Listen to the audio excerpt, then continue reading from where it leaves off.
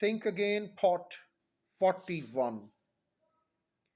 I wasn't so attached to my original forecast, he explained, because of the desire to win, the desire to be best forecaster. He still had a stake in the outcome he actually preferred, but he had an even bigger but he had an even bigger stake in not making a mistake. His values put truth above tribe. If the evidence strongly suggests that my tribe is wrong on a particular issue, then so be it. I consider all of my opinions tentative. When the facts change, I change my opinions.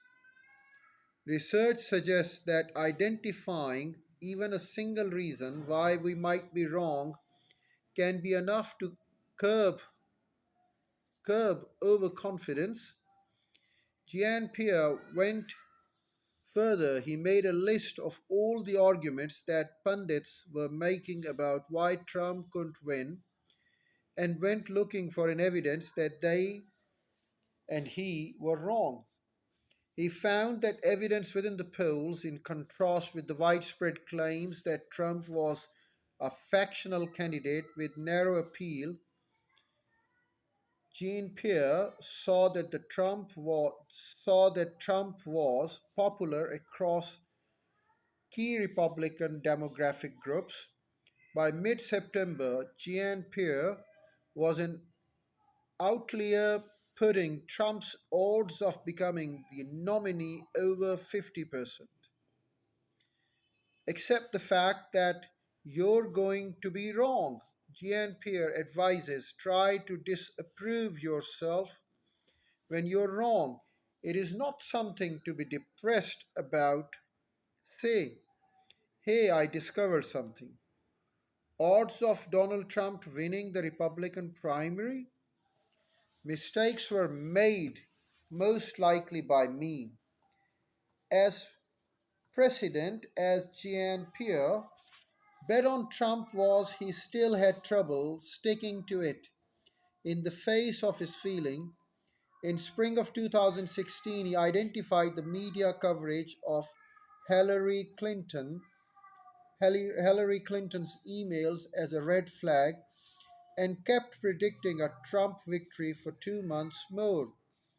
By summer, though, as he contemplated the impending possibility of a Trump presidency, he found himself struggling to sleep at night.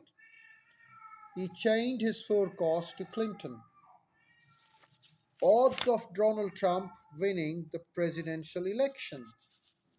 Looking back, Jean Pierre isn't defensive about his decision. He fiercely admits that despite being an experienced forecaster, he made the rocky mistake of falling victim to a desirability bias, allowing his preference to cloud his judgment. He focused on the forces that would enable him to predict a Clinton win because he desperately wanted a Trump loss. That was just a way of me trying to deal with his unpleasant forecast I had issued. He says then he does something unexpected. He laughs at himself. If we are insecure, we make fun of others. If we are comfortable being wrong, we are not afraid to poke fun at ourselves.